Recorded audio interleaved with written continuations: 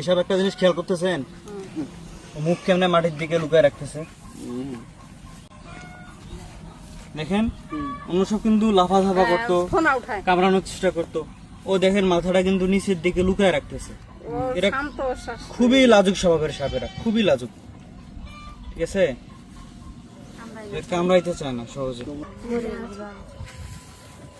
এই তো মুখ থাকবে, মাথার দিকে তো মুখ থাকবে।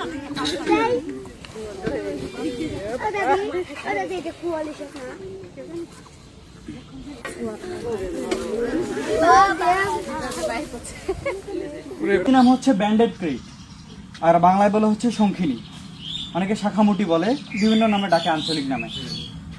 প্রথমত মানুষ যেটা ভুল করে এই সাপকে নিয়ে, সেটা হচ্ছে দুমুখ মনে করে। এই দেখেন লেজটা নড়াইতেছে না, ভোঁতা কিন্তু অনেকটা মাথার মতো মনে হয়।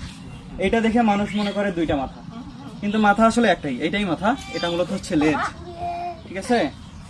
এরা খুবই লাজুক স্বভাবের হয়, কামড় দিতে চায় না, যার কারণে বাংলাদেশে এই সাপের কামড়ে আসলে মৃত্যুর তেমন কোনো রেকর্ড নাই, ঠিক আছে। এই বিষধর সাপগুলো আপনাদের এলাকাতেই আছে এবং এই অঞ্চলে প্রচুর পাওয়া যায়, তারপরেও এই সাপের কামড়ে কেউ মারা যায় না।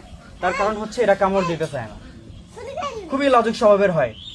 এবং এমনও আছে যে মানুষ এই সাপ ধরে পকেটের মধ্যে ঢুকায়, তারপরও কামড় দেয় না, শুধুমাত্র এদের এই লাজুক স্বভাবের কারণে। কিন্তু যদি কামড় দিয়ে দেয়, তাহলে কিন্তু হাসপাতাল না গেলে বাঁচানো যাবে না, যদিও এর কামড় দেওয়া খুবই রেয়ার। তো এই সাপগুলো আমাদের পরিবেশের জন্য প্রচুর উপকারী। প্রথমত ইঁদুর খায়, আর সবচেয়ে বেশি যেটা খায় সেটা হচ্ছে সাপ।